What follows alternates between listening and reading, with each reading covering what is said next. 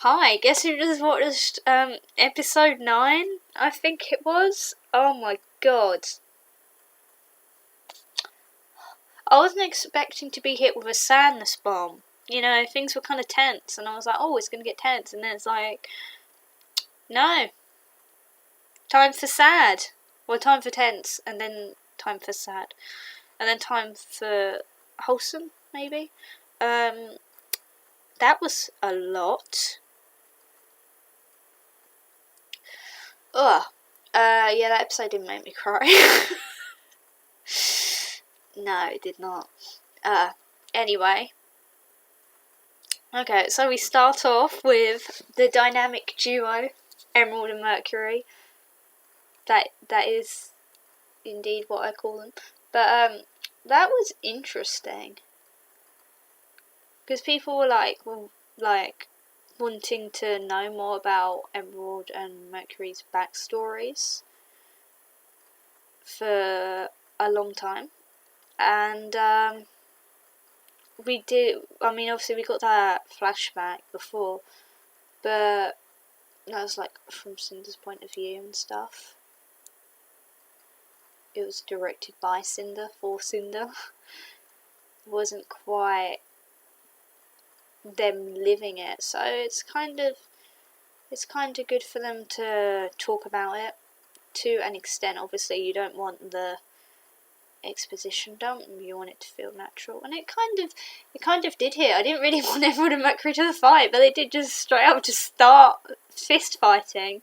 Or Mercury's like, he doesn't really fight as much with his fists, but yeah, that was, oh my god, yeah. I'm glad to see these concerns being met, but yeah, like, Mercury, what do you want out of this? And it's like, oh well, I'm tough now and I'm not under the control of my dad. And it's like, that's great. But what are your long-term goals? Where do you see yourself in 5 years? It's literally like, Mercury, what do you think you're gonna get out of this? Like, you're gonna be top dogs in this new world. I hate to break it to you, Salem might be trying to use the gods to, you know, use the relics to make the gods come back to make them destroy remnants. So yeah, that might not happen. You might just die, or you, like, even if you are top dogs in a world that's Salem rules. Well, I mean, like, still not gonna be a fun time, is it? Rip. Yeah. So Emerald asking about that. Yeah, thank you, Emerald. She's doing good. I love her. Dude, from the moment I saw her, I was like, potential, and we finally seeing some of that. And it's like, Chris, like, well, what are you here for? And it's like, and it's just like crickets, and then like, Cinder. We all know why she's here. She is here for the lovely Cinder Fall. Well, Cinder's more lovely in appearance than she is in character. She is a nasty, nasty person. But Emerald is definitely here for Cinder, and this basically just said that at least twice. But yeah, and it's like Emerald, Cinder never cared about you. It's like, oh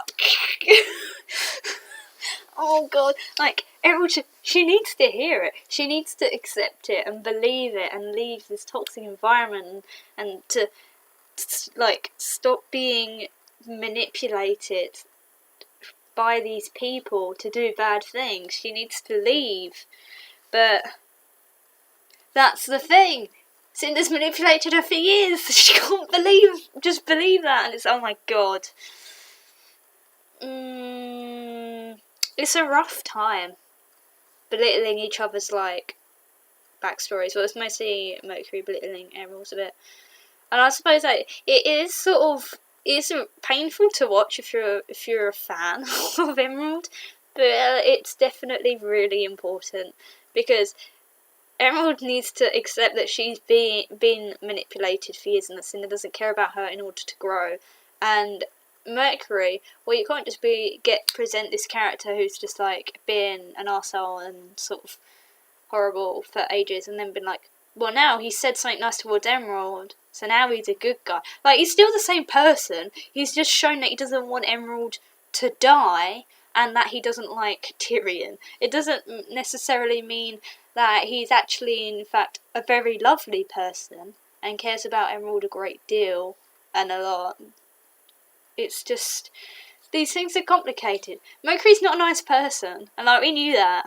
But it's kind of painful to see it, where it's like, yeah, Cinder never loved you. That's like, oh, rough. That's a rough time. Ah, my poor girl.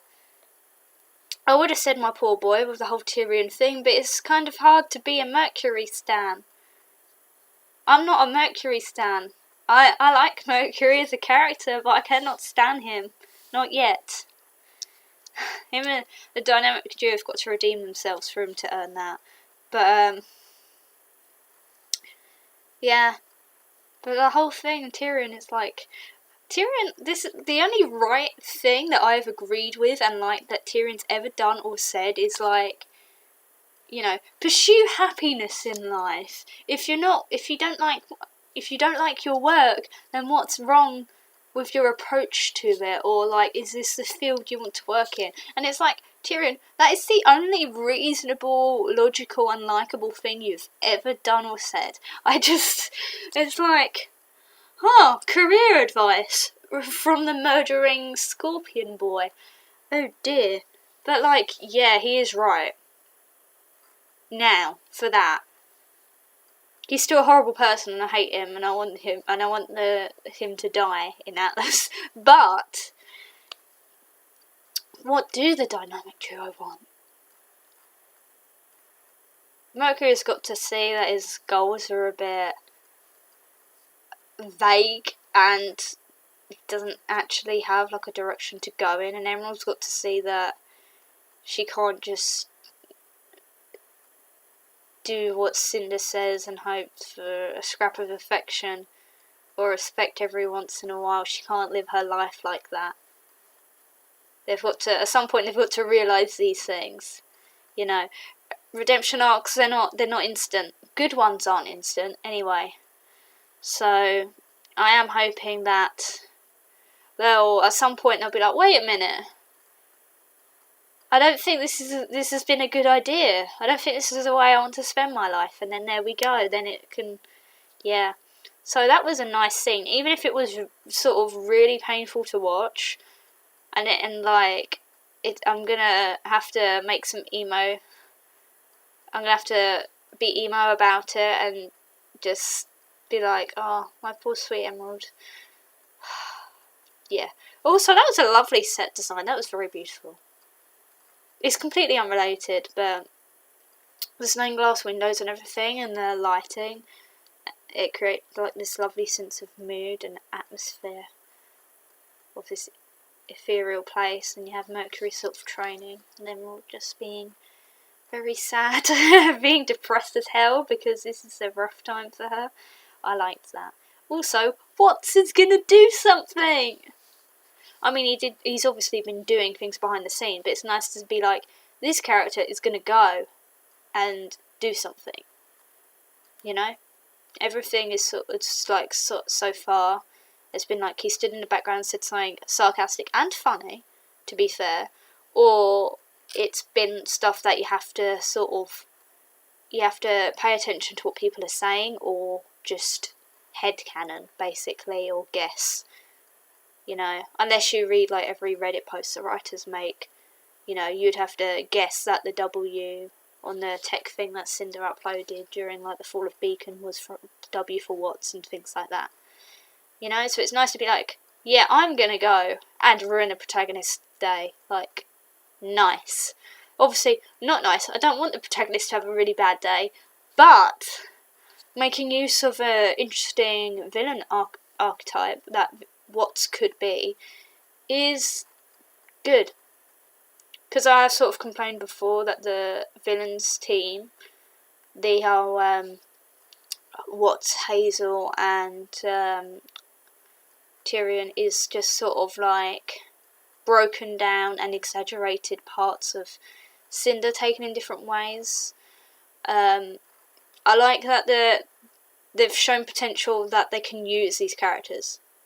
You know, like Hazel might be a sort of an OP dust powerhouse that has the idea of a possible tragic backstory, but unlike Cinder, he has some great morality and does seem to actually have. He seems to care about things like if the writers might be able to redeem Hazel. Like, that's a fair assumption I'd go with. Things like that. Cinder has been shown to be intelligent and manipulative, but Watts has this technological sort of, well, Watts, WATTS, like electricity, I'm guessing. People said Dr. Watson, I'm thinking more Victor Frankenstein, but it could be more than one character, they've done that before. So, that, you can make machines, make monsters, make monster machines, make machine monsters. There's some nice stuff going there. He can do a specific kind of damage, and with the whole Atlas thing, when they're going to Atlas, that's nice. He can be useful. Tyrion's my least favourite because he hasn't shown. He just seems to like destroying and killing things, and is devoted to Salem, and they've made it a weird. I don't know. He seems to be more the mentally ill sort of monster psychopath trope than much else. So, like, I really I don't like anything about him, to be honest. Like, I can like Cinder, and I like her with her murderous tendencies. I don't like her because of it, otherwise I would like any character. Like I would like Tyrion, and I would like Adam and that. No, I need something to latch on to. So, Tyrion, not so much. I can like scenes that he's in, but I can't like him as a character so far. But maybe, who knows, maybe in Atlas they'll give him a bit more complexity or something, but yeah. I did like that he called out Mercury. It's like, yeah, Mercury's like, oh yeah, I'm strong now, I'm in the big leagues, and Tyrion's just like, okay, tone it down a bit, mate. Like, yeah, Mercury, you are stronger, but Cinder is sort of like a demigod level of powers. Salem's basically a goddess. Like, there are tiers of power, and if like Salem's like up here, and then Cinder's like here, and Mercury's like there, it's just sort of like you're strong, but like with all of these very strong characters, Mercury, you're not that strong. So yeah, that was appreciated in the very least. That's all I'm going to say about this scene now, before I start talking about how much Emerald deserves better again. Oof. Yeah. Then there was the whole rest of the episode, that was a rough time. I was scared something happened to my boy. I was very scared for my son, and he hadn't been kidnapped or anything. He just went shopping for a new outfit, which, like, valid, that's fine. He wanted to dress up and look fancy and nice, and I can respect that, especially when he wants to have his own identity. I loved his old outfit, but like it's not practical for this. Most of the team members should in fact get new outfits. It is very cold. They're not all dressed for it. Some people are still wearing heels. Some people are wearing crop tops. No one. I don't know if anyone's wearing gloves. Like, no earmuffs. White as a scarf, but that ain't good enough. It's very cold. They should all go shopping for new outfits. So that's a good call. But yeah, I'm glad nothing bad happened to him. But the way he talks about himself is very sad. It's like, the time I have left as myself. It makes it sound like he has a terminal illness. And like, I have been saying that. I have been sort of like, yeah, he's got like this mental parasite in him rewriting his identity. But to hear him actually say it is quite painful. This episode is filled with pain. It has like, it's wrapped up in a nice little bow, and then you open it and it's just pain. Oh my god. Yeah, this episode did make me cry a little bit, which my eyes are like that. But I need a little bit because I can't cry properly on camera. sorry, some people did ask me to during sad scenes, which is a bit weird, but yeah, people are like, why don't you cry? I can't, sorry, I'm being recorded. But yeah, I'm glad he's okay, even if he thinks he's a dying man mentally, which is very, very sad. A dying man, he's not even a man, he's 14, he's a boy. Yes, it's sad times, and it's just Pyrrha as well.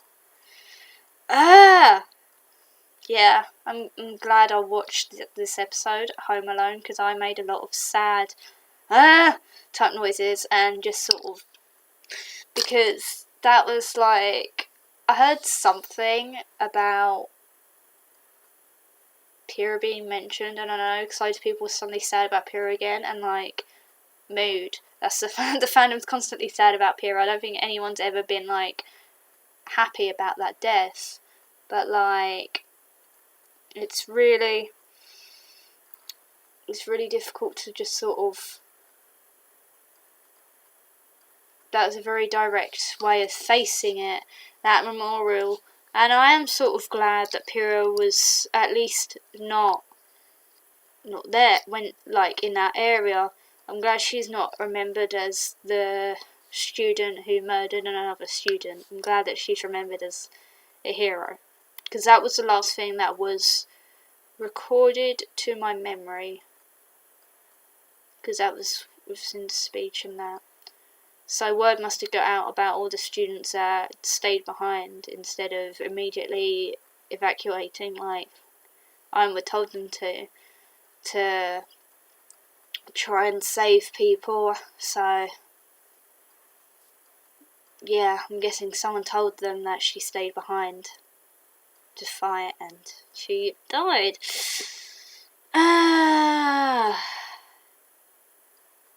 Yeah. That was a very painful scene. It's nice though, because I hate it when like things happen in TV shows and like a main character. No, well, she wasn't a main character, but she was in my heart. But in the show, an important character, I'm going to say, dies. I hate it when it happens and like no one reacts to it, or they like react to it in one episode and then like they never mention them again, or never are sad about them again. Like, I'm not saying these characters should do nothing but stay in a room and cry about Pyrrha. Like, I just want them to remember her, and I think that's a very important thing because they touched on that. It wasn't just like, let's make the viewers sad. It was very important to the message of this episode, and I think when the just not just this episode, not just this volume, but to the show in general, the whole keep moving forward thing, because Pyrrha didn't give up, and they should not give up. And I was saying that throughout the episode, like, well, are we going to stop this now? And I'm like, no. I mean, obviously, I know that they're not just going to stop, because, like, there are multiple episodes of this volume left. Never mind how many volumes there's going to be. I have no clue. Probably more than one after volume 6. They want to keep this going for a little bit. But, yeah, I think there might have been a new song playing over that as well. Or it might just be a bit of Cold. I honestly don't know, because I never listen to Cold, because it just makes me sad. I prefer the angry songs. I find it's easier to be angry than sad, so I don't listen to the sad songs, because, like, yeah, it makes me just meh. If that makes sense. I don't know if that translates very well. I like the sort of, yeah, let's do this, as opposed to everything sucks. But, yeah. I like that we sort of met Pyrrha's family without having an episode where we sat down and met Pyrrha's family. Because sitting down and meeting Pyrrha's family... Sorry, I think you can hear next door's dog in this video, but I'm not sure, so like... Yeah, sorry if you can hear it, but... Yeah, that was a very... it was a sort of a time efficient way of doing it. I don't want to use the word efficient because it makes it seem, well, cold. But we remembered a character which died. We managed to sort out the issues between characters and help progress the plot. We sort of filled in this gap of exposition of what are other people thinking about this, or do people know which people are dead and stuff like that. It just, yeah, it worked on multiple levels. Every scene in a story, ideally, if it's a good story, should serve a purpose, whether it's progressing plot or character or backstory, exposition, whatever. Really, those elements should be intertwined, and this scene did that very well. It wasn't like, we're just going to make people sad. It worked perfectly. It even resolved the thing about Jean, and like, I don't like Jean, but important message, you've got to love yourself, guys. Like, that's a very important message. Do I like Jean as a character? No. Do I like him as a person? No. But the message, if things go wrong in your life, you can't just blame yourself, you know? If you did do something wrong, then you make it right and you forgive yourself. And sometimes bad things do happen and you like can't find anything to blame, and your brain will be like, well, I am the common factor here. No, you don't blame yourself for bad things that happen to you and the people you love. Sometimes bad things do happen. And sometimes magical people attack your school in their attempt to try and take over the world or whatever, but point still stands. I'm glad that they had that Team Juniper moment where it's like, you can't do this to yourself, not anymore. And it's like, we're here with you. They said that they loved him like they loved Pyrrha, and that was a very sweet moment. I am very much team friendship is a kind of love and it's just as important as romantic love kind of person. Like, all the types of love, fantastic, good, excellent. So that does make me happy, because friendship is extremely important. I think the show's always been good at sort of showing that, and it's just keeping that going. And they keep moving forward. The characters are going to keep moving forward and try their best, even though it's, well, they're very, very, very likely to die. I mean, as a writer, I know that they're probably not all going to die immediately, at least, but it's a very difficult mission to accomplish when your enemy can't die, as they keep saying. Although I am team, there's a way of defeating Salem without killing her. And I hope they figure that out, because like they don't like murder anyway, so I'm pretty sure they'd be screwed even if they ever had to murder her. It would be like an Avatar moment. The series, not the film. It's like, I need to kill this evil person, but I can't. Well, sorry guys. But yeah, they'll figure it out. And they're going to steal from the Atlesian military, which, like, hell yeah. In real life, I'd be like, this is terrible, this is a bad idea. But in RWBY, I'm like, yeah, screw Atlas, just do it. Go! You take that aircraft. You go save the world. I'm so proud of them. I'm so proud of Ruby. She stood up for herself. I'm feeling a lot of emotions right now. But yeah, this was a very bittersweet episode. A lot of love and friendship and heartbreak in this episode.